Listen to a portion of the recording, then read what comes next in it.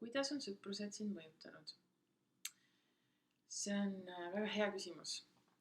Ma arvan, et minu elus on olnud päris pikalt periood, kus mul põhimõtteliselt ei ole sõpru peaaegu üldse olnud.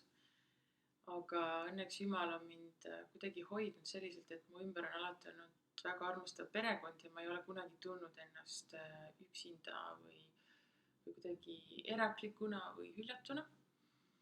Aga minu sellised kõige väärtuslikumad ja hinnalisemad sõbrad on minu ellu tekkinud, ma arvan, viimase 10 aasta jooksul. Ehk siis minu 20. eluaastates.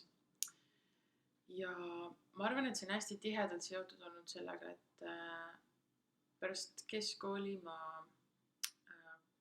kuidagi muutusin hästi palju, et see, et mul oli võimalus käia välismaal 1 aasta piiblikoolis õppimas, see kuidagi avas, Jumal näitas mulle, kes ma päriselt olen ja mis on minu isikuomadused ja kuidas ma nagu päriselt toimin, et see oli hästi vajalik minu jaoks. Ja tänu sellele mu ellu tulid inimesed, kellega ma nägin, et ma klikin väga hästi ja kellest kasvasid välja ka tänaseni minu kõige lähedasemad sõbrad. Ma arvan, et neid kõige lähedasemaid ja hinnalisemaid sõpru võib ühel käel üles lugeda või natuke peale. Ja ma arvan, et neid sõprussuhteid ma olengi saanud 10 aastat üles ehitada, võib-olla veidi vähem. Ja ma arvan, et tänu nendele sõpradele ma olen suutnud või nemad on aidanud mul kuidagi näidata seda, kes olen mina Jumalas ja toonud minu ellu kuidagi seda Jumala perspektiivi, et ma olen õppinud ennast nägema läbi Jumala silmade ja läbi siis oma sõprade kaudu. Ja nad on olnud mu kõrval rasketel aegadel, kergetel aegadel ja ma tunnen, et need inimesed ma olen saanud nende elusse panustada ja nemad on saanud minu elusse panustada, et see on olnud väga tihedalt kahepoolne. Ja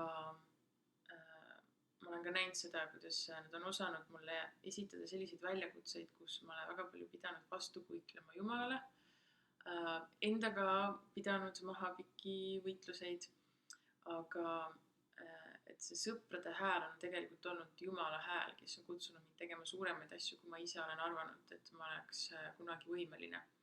Ja seda nii koguduse töös kui siis ka tegelikult oma tööalaselt. Et selles suhtes ma olen tohutult tänulik oma sõpradele, et nad on aidanud mul kuidagi ennast leida ja kujundanud mind tohutult.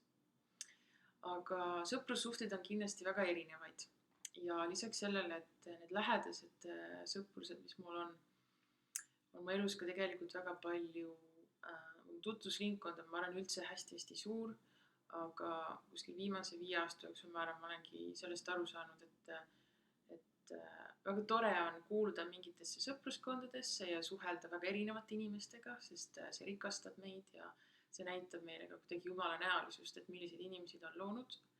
Aga ma arvan, et pikemas perspektiivis Jumal ei ole loonud meid sellisteks, et me jaksaks hoida neid väärtuslikke kestvaid sõpruseid väga paljude inimestega.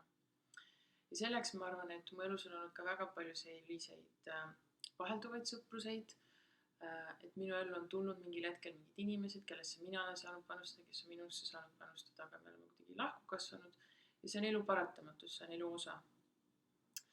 Ja kindlasti on mu elus ka neid sõprussuhteid, kuhu ma olen igatsenud panustada, sest need inimesed ei tunne Jumalat.